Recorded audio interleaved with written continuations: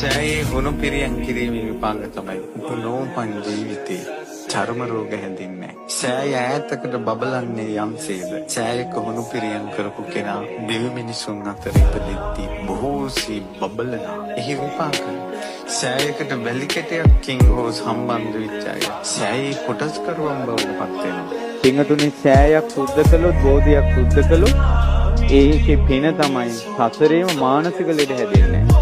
ඒ පින්වන්තයාට අපේ බුද්ධ ශාසනය නිවන් දකින්න තුරු උපනෝපන් ජීවිතයක කවදාවත් අබෑටික තරම්වත් හැමේ බිබිලක් ඇවිල්ලා නැහැ. සෑය සිද්ධ කරපු ඔහුට මතකයි කියනවා එදායින් පස්සේ සංසාරේ ගත කරපු ජීවිතවල සමහර වෙලාවට කැලෑවල යද්දී කටු උඩ අඩිය තියනවා කියනවා, කටු අනිත් පැත්තට හැරෙනවා කියනවා. සෑයක කටු ඉවත් කරපු පින් හැම පැහැපත් උපනෝපන් තැන බබලනවා යා. චෛත්‍ය සුද්ධ කිරීමේ බෝධි සුද්ධ පවිත්‍ර කිරීමේ පින එයයි.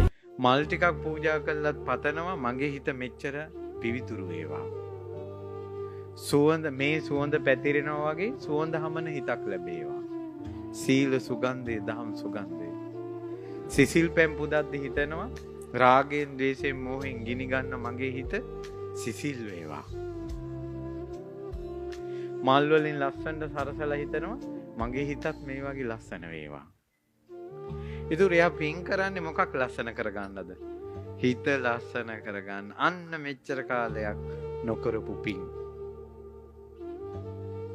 අපි දැන් මෙච්චර ලස්සන ඇඳුම් හොයනවා නම් ඇඟ ලස්සන කරගන්න. සබන් වර්ග, පූයර වර්ග, ආලේපන. ඊළඟට ඔය එක එක අභ්‍යාස ඇඟ ලස්සන කරගන්න කරනවා නම් ඇයි හිත ලස්සන කරගන්න පින් කරන්නේ? මලුවක් ලස්සනට අතු ගාලා කොළ වැටිලා තිබ්බ මලුව දැන් කොළ නැතුව තියෙනවා වගේ මගේ හිතේ කෙලෙස් බැහැර වේවා කියලා. ඔයාලට වඳින්න වෙහෙර විහාර තියෙනවා. උතුම් ආනුභාව සම්පන්න විරාජමාන බෝසමිඳුන් වැඩ සිටිනවා. හිත සුද්ධ කරගන්න. බෝධීන් වහන්සේ කියන්නේ හැම දුකකටම එන තැනක් බවට පත් කරගන්න.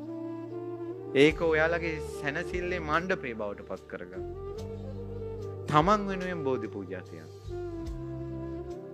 මිනිස්යාගෙන් අන්ත දුක් විඳලා මැරෙන්න හිතෙන තැන් එනවා. ඇවිල්ලා බෝමලු සුද්ධ කළා, පහනක් පත්තු කළා. මේ දුක් විඳින සංසාරයෙන් මගේ බුදුරජාණන් වහන්සේ නිදහස් වුණේ බෝසෙවණේ. මටත් මේ දුකින් නිදහස් වෙන්න ලැබේවා. දරුවන්ගෙන් දුක් විඳින අම්මලා බෝධීන් වහන්සේ ළඟට ඇවිල්ලා හොඳට උපස්ථාන කළා. දරුවන්ගෙන් දුක් විඳින සංසාරයෙන් අපේ බුදුරජාණන් වහන්සේ නිදහස් වුණේ බෝසෙවණේ. මටත් නිදහස් වෙන්න ලැබේවා. ලෙඩ දුක් වැඩි. ලෙඩ දුක් වලින් පීඩිත සංසාරයෙන් බුදුරජාණන් වහන්සේ නිදහස් වුණේ බෝසෙවණේ. මටත් මේ දුකෙන් නිදහස් වෙන්න ලැබේවා.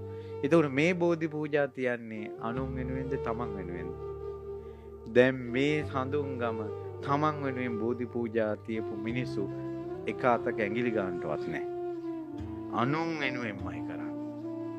ළමයිගේ විභාග, කසාද, ලෙඩ දුක්, අපල, උපද්‍රව.